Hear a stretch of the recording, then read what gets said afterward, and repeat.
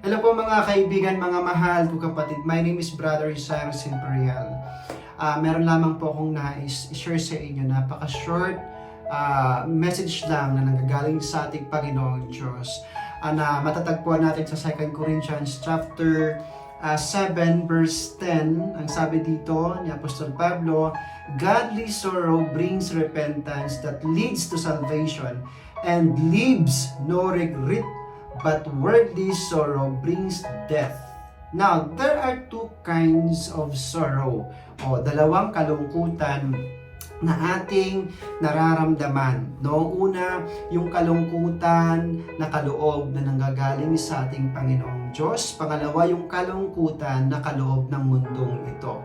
Yung kalungkutan na kaloob ng ating Panginoong Diyos, ito ay magdudulot sa atin ng kaligtasan. Like for example, kung tayo ay nagkakasala, tayo ay nalulungkot, hindi tayo natutuwa.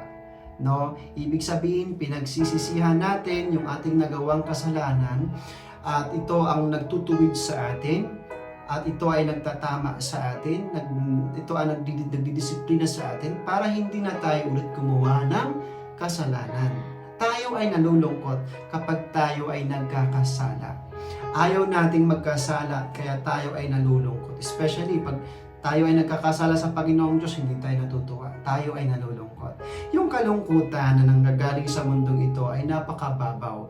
Yung kalungkutan na nanggagaling sa mundong ito ay magdudulot sa atin ng kapahamakan, maging sa kamatayan. Paano ko po nasasabi, mga mahal ko kapatid? Like for example, napakababaw na kalungkutan na kaloob ng mundong ito. Halimbawa, hindi mo nakuha ang bagay na gusto mong kunin. No? Ikaw ay nalulungkot. Ikaw ay nadidepress. Kaya minsan dahil sa depression, dahil sa sobrang kalungkutan na hindi mo nakuha ang gusto mong mangyari, minsan tayo ay gumagawa ng bagay o isang aksyon na hindi natin pinag-iisipan ng maayos na siyang magdudulot sa atin ng kapahamakan. Naghahanap tayo ng bagay na para pantakip natin, para maibsan, pantakip o paggamot doon sa kalungkutan na yon. Yung gamot na yon, minsan tayo ay nagiinom, tayo ay nagliwaliw. No, liwaliw, ibig sabihin yung kung ano-ano na ginagawa mo para lang mawala yung kalungkutan na yon. Hanggang sa ikaw ay sobrang hindi maalis sa yung kalungkutan na yun. Minsan gusto mo nang kitilin ang buhay mo. Minsan pinapatay mo na ang sarili mo. Amen? Yun yung kalungkutan na danger, kalungkutan na gagaling sa mundong ito na nagpapahamak sa atin, na siyang nagdudulot sa atin ng kamatayan.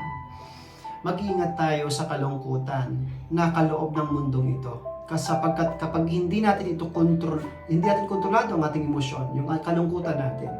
Kaya lagi dapat nating yung kalungkutan na yan dapat kailangan nating i-surrender sa Panginoong Diyos upang tayo ay hindi mapahamak, no? Mag-iingat tayo sa kalungkutan ng kaloob ng mundong ito, sapagkat ito ang magdudulot sa atin ng kapahamakan. Amen? Two kinds of sorrow na ating nararanasan sa mundong ito. Yung kalungkutan na kaloob ng mundo, na kaloob ng ating Panginoong Diyos ay napakaganda sapagkat ito ang tutulong sa atin upang tayo ay maitama, upang tayo ay maligtas. Amen? Ngunit iwasan natin ang kalungkutan na kaloob ng mundong ito na napakababaw na siyang magdudulot sa atin ng kapahamakan maging sa kamatayan. Amen? Naway naintindihan niyo po ang mensaheng ito na nanggagaling sa ating Panginoong Diyos. Yung short message na ito. Salamat po and God bless you all. To God be all the glory.